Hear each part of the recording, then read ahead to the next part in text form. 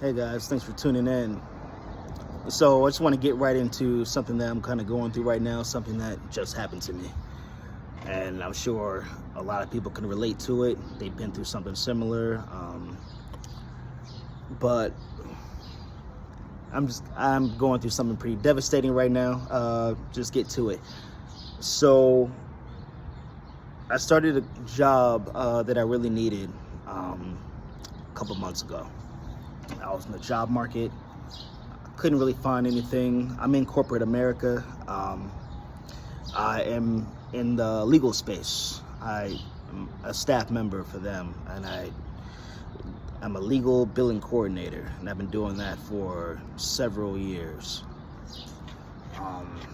So I got a job with a law firm, and I got a job with my buddy. He actually got hired at the same exact time that I did.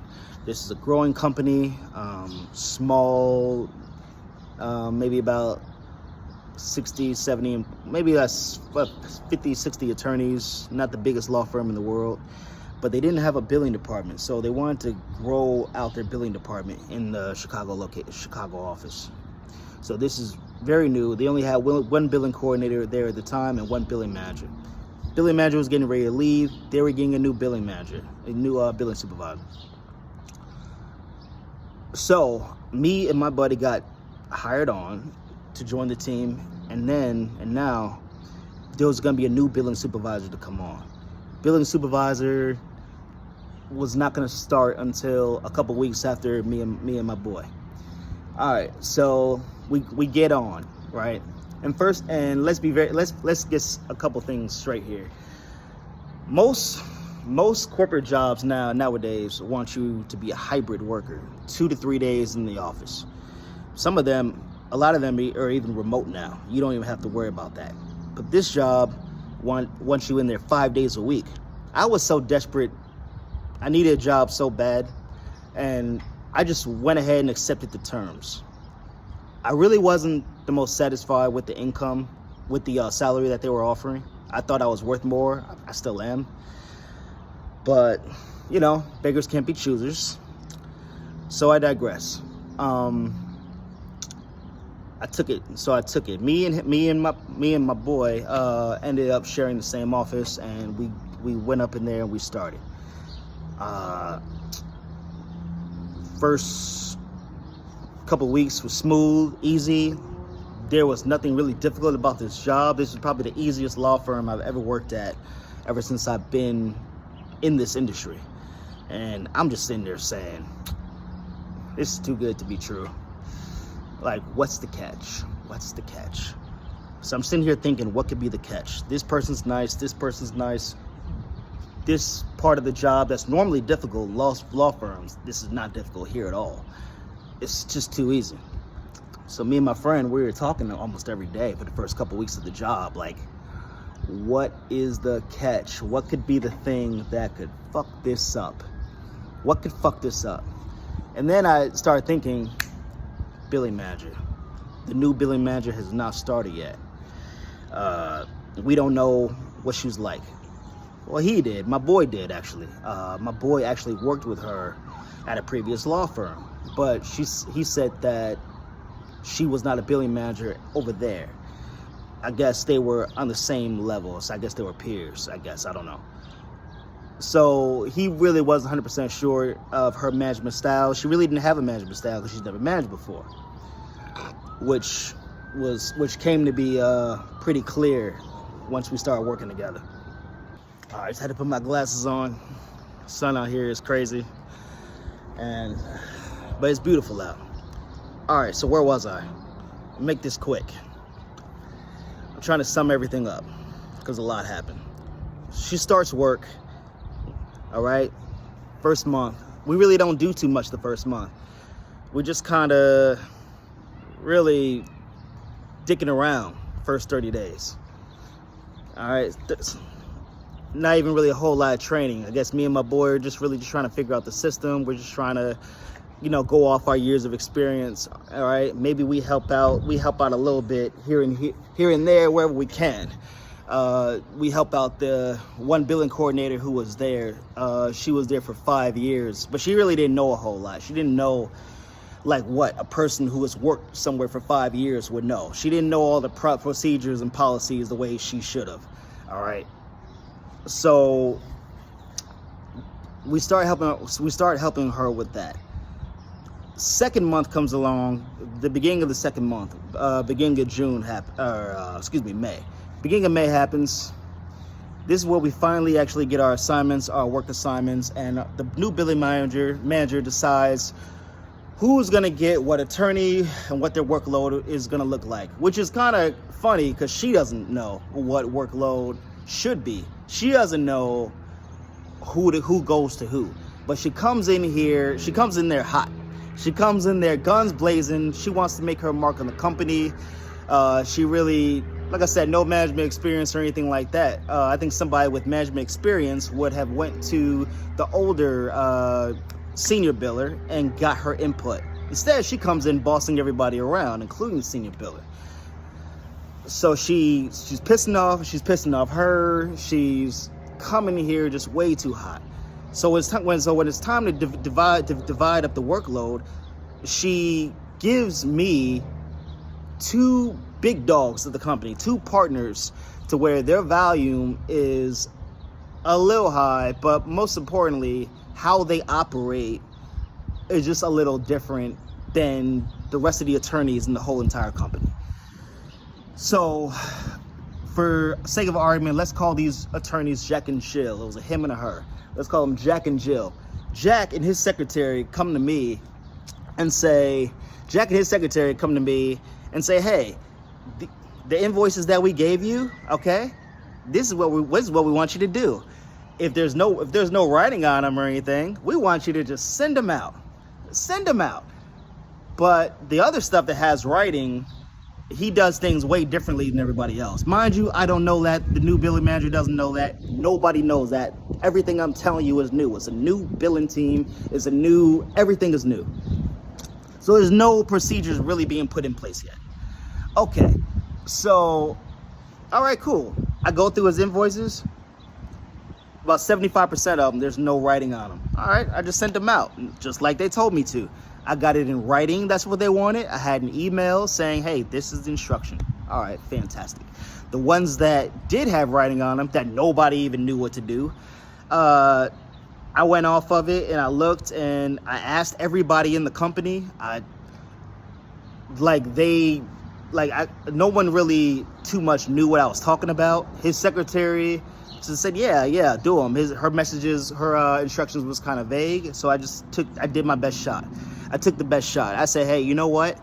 If I make a mistake, it's okay, because, hey, it can be fixed. Everything involving this industry can be fixed, regardless of what anybody tells you. If you watch this video and you run into somebody who was a legal billing coordinator and they say, hey, he's wrong, like, things can't be fixed. No, everything is fixable. So I make the changes, I do the edits. They call edits. I do the edits and do it the best I can. Finalize, send them out. These are the few that did have the writing on them. All right, so I do those. So billing team has a meeting, probably like that next Friday, and we're trying to go over reporting systems, how we're going to deal with reports. Okay, we do that in the conference room. And so about 5-10 minutes in the meeting, we're sitting there, and the CEO of our department comes in there and says she got a call from Jack and said that a couple of his invoices were sent out wrong. So I guess the ones that I made the edits on, that I just took my best guess on, they weren't done the way that he wanted them to do. Okay, but you didn't give any clear instructions on how to do them, and I asked everybody, and I took my best shot. She comes in with the bill. She comes in during a reporting meeting, a topic that has nothing to do with my workload. She comes in, hijacks the entire meeting. They put up my mistake on the projector screen, right? Because we were all looking at the projection screen while the leader of the meeting was going over reporting.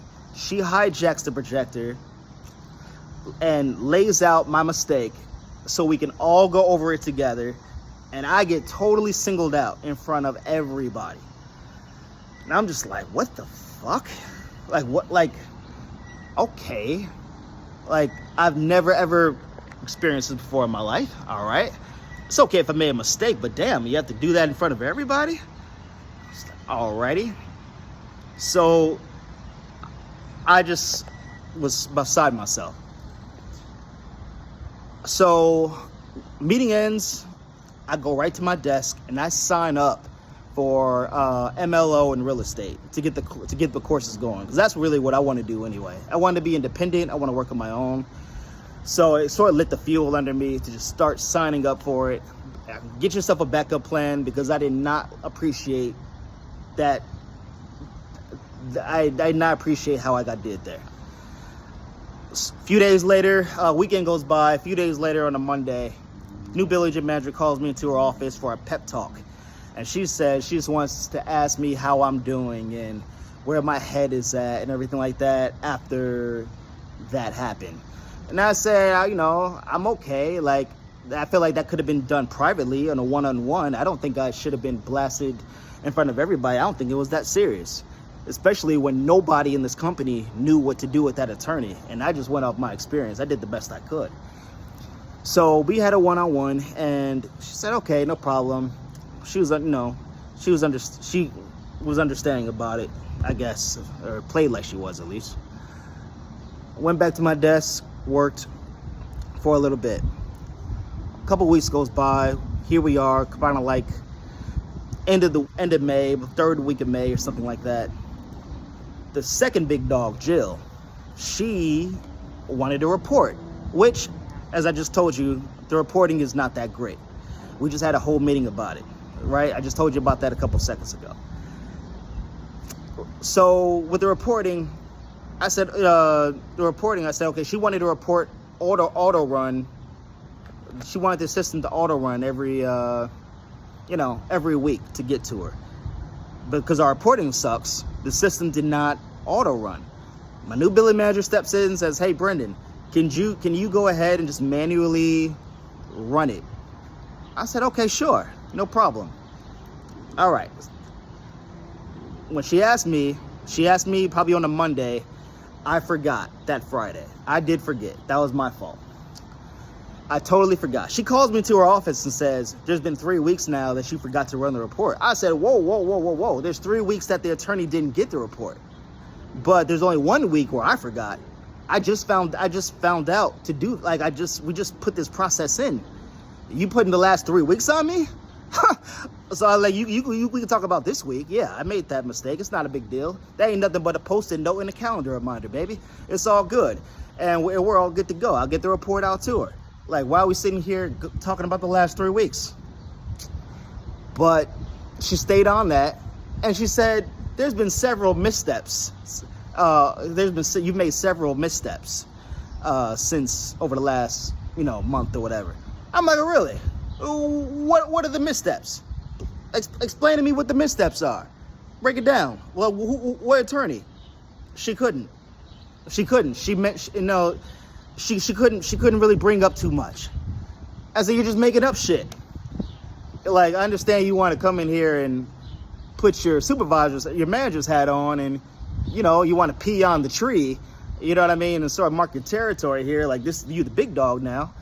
And a lot of times when that happens, managers try to go after somebody they think they could fuck with, and that's not even a victim mentality. That's just the facts. Like, you want to stake your claim, you kind of go after the person who you don't think will bark back. You can't go after the senior person. She's been here for a while, right? She has tenure. You mess with her, you don't know who you're gonna piss off. You'll probably piss off the owner of the company. And you're not gonna go after my boy, because they had a rapport. I'm not sure if I mentioned that. They had a rapport from a previous law firm. So she wasn't manager or anything like that, but they were on the same group. They were at peer level. So they kind of knew each other a little bit. Of course they're gonna come after me, for sure. If you're gonna pick on anybody, it's gonna be me, for sure. If you're gonna set the tone to the rest of the team as far as how things are gonna go, I'd probably be that guy. So she couldn't give me any other examples of what I messed up on. So I said, okay, like, I said, it's no problem. I can do I'll set the calendar reminder. I'm good to go. Went back to my desk, and then, all right, wrapping it up here. Last week of May comes. We have a meeting, talk about how we're gonna go this on a Tuesday. We had a meeting on a Tuesday. We have a meeting we're talking about how we're gonna do things going forward as a billing team. Like, this is the whole finance group. How things as a billing team, we're going around the table. All the billers are telling them their status as far as where they're at with their attorneys, including myself. Everybody's involved. They're including me like I'm part of the team. Friday, I come in. I come in at 9 o'clock, my usual starting time. 11:47 a.m., I'll never fucking forget it. I get a ping, I get an IM message from HR. Tell me to, hey, come down for a second. I go in there, she and the billing manager, her and the billing manager, fucking Miss Pillsbury Doughboy fat bitch. Oh, we all sit together. They call me in, and we go over. She just basically says, hey, I'm sorry, I got distracted. The billing manager pretty much says that there's been several issues since you have, since you've been working here. Your attention to detail has not been on par with our new standards. Blah blah blah blah blah, and and pretty much all that to say, today will be your last day. What? Just like that? Just like that? Like, no, there's no grace at all. I've only been here for a month, right? I've only been here for a month. I've done incredible on 98% of my attorneys, but we're gonna focus on these 1 or 2 attorneys. And when I asked her what the problem is, she didn't even bring up the invoices and stuff like that from Jack. She brought up the reporting from Jill. So I'm getting fired for a report. There's no performance plan. There's no there's no write-ups. There's no warning at all. And she says, I've talked to you 3 times about this. Huh?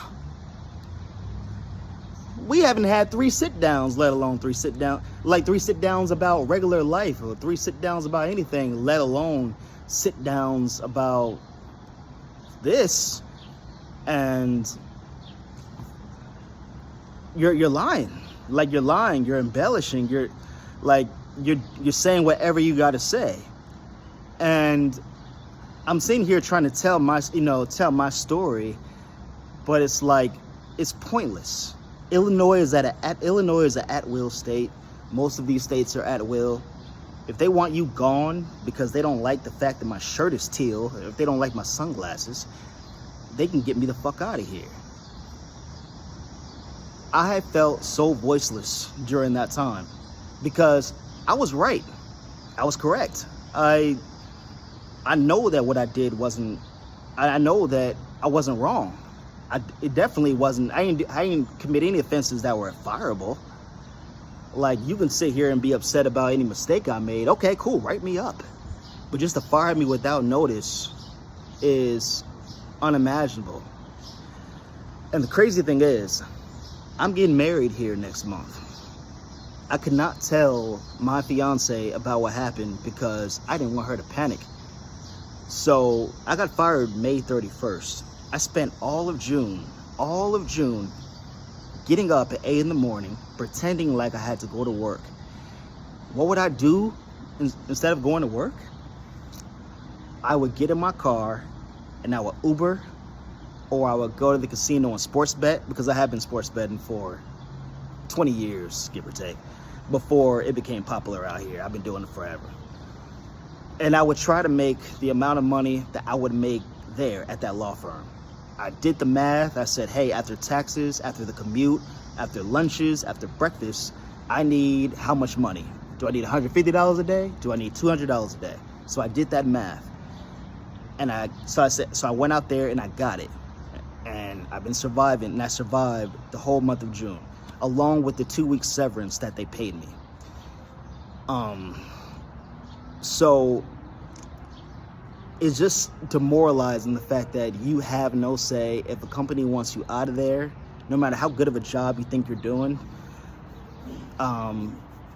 they can do it. Yeah, but they can do it. A company can get you out of here no matter what. They can lie, they can embellish, they can fabricate their story. Doesn't really matter. I have researched wrongful termination lawyers. I have the amount of thoughts that go through your head when you just abruptly get walked out the door, when you have a family to feed. I have a 2-year-old, me and my fiance, I have a house, I have a wedding that I'm paying for. Me and my fiance are paying for out of our own pockets. Thank God we're pretty much done paying for the big stuff. You just have the few ancillary things. I got my tuxedo, I need my shirt, shoes, stuff like that. So thank God it's just that to deal with. I have the honeymoon in Italy that we got going on in September. Nobody cares. Nobody cares about you. Nobody cares about your family, your house, your son or daughter. Nobody gives a rat's ass. I've been battling unemployment, trying to get that.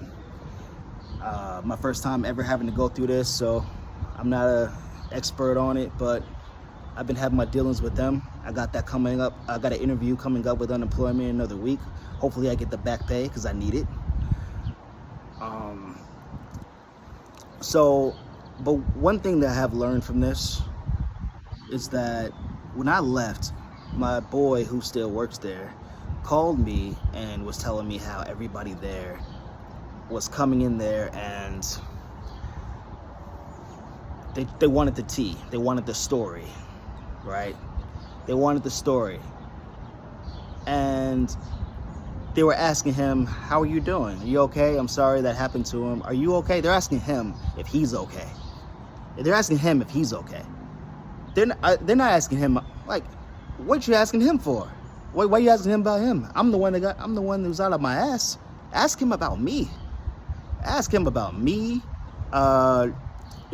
Everybody who fired me, who was involved with that, the building manager did it, but anybody who had any say-so, if she got orders from the higher up, anybody who had any involvement in it, they are going home and they're going to sleep at night.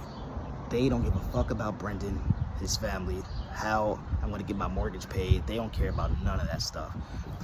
Anybody who asked my friend about the story, who wanted the tea, they don't care about me either. They want entertainment. They want entertainment. This is all for entertainment. No one is a part of the solution. My fiance couldn't even be a part of the solution. That's why I guess I didn't feel the need to tell her the first 30 days. Because at the end of the day, I'm the man. I'm the provider. I'm somebody who has to go through it. Yet, I'm somebody who has to go through it. So, not even a week ago, I was at the sports book. And I guess me and my fiance do share locations. But I guess this time, the location popped up on her phone via a text message. And it showed that I wasn't in Chicago, downtown. I wasn't working. And she was like, what the fuck? Naturally, she's like, what's going on? Where are you? Like, if you're not in downtown Chicago, what are you doing? And I just had to give in. I just had to tell the truth. I didn't want to, but at first I'm just sort of playing it off like, baby, like, don't worry about it. Don't worry about it. Like, it's no big deal. Just focus on the wedding. That's what I kept telling her. Just focus on the wedding. Focus on the wedding. And she was like, what happened? She's distressed. And I finally just went ahead and told her. And sure enough, she started crying. She's crying because she couldn't be there for me, or she wasn't there for me. And I had to go through it alone. But I chose to go through it alone. It's a journey. It's a journey that I need to go through. It's my own journey. I don't know if I can continue to deal with bosses. I don't know if I can continue to... I never want to feel like that again. I wouldn't wish that on any of you. I wouldn't wish that on my worst enemy. Just for you to put in your hard effort like that. Yeah, I came into work 5 days a week. And I had to establish relationships with people, with coworkers, was something I don't even like doing, something I haven't done in several years. I haven't did that. I haven't had to do it, and I don't like doing it. I'm about business. I go in there, I go to work, I go in there, do my job, and then I go home. I don't really come in there trying to make friends. And I kind of got forced to sort of open up and have relationships with these people just for you guys to publicly embarrass me in front of all these good people at that job. Like, they're all nice, they're all sweet. My boy who was there, my boy who's in my wedding, like, we're that close. He's in my wedding. Like, shared an office with him, got embarrassed in front of him. There's no way I was gonna get embarrassed at home, like, until my wife and had me out here like I'm a fuck up, because I'm not. I never in my life got fired for performance issues, especially, you know what I'm saying, especially doing legal billing. So this has been a very traumatic experience. Hopefully I just go ahead and hopefully this MLO thing, real estate thing, could work out for the long term. I do not want to work for anybody again. I can't live like this. And I got to think about my son as well. I want my son to have a positive male, a black male example. I want him to have an example of a positive, I want him to have a positive example of a black man who went out here and did for his own. He provided some type of entrepreneurial spirit. Somebody who did not have to be a slave to these guys. So that's just a little bit of my story. I just needed to get this out. It's something I've been dealing with for a long time. This shit has made my high blood pressure go up. I have hypertension, actually. It made my hypertension activate. The pain has been so strong, you can't even drink it away. I haven't even been able to drink this shit off. Like, I don't even drink like that no more, because it's no point. I'm just trying to work out and make the money that I need to survive and provide for my family, and until I figure out what the next move is. So I'll be doing more videos, stuff like that. So if you want, like, share, subscribe, and I'll see you again.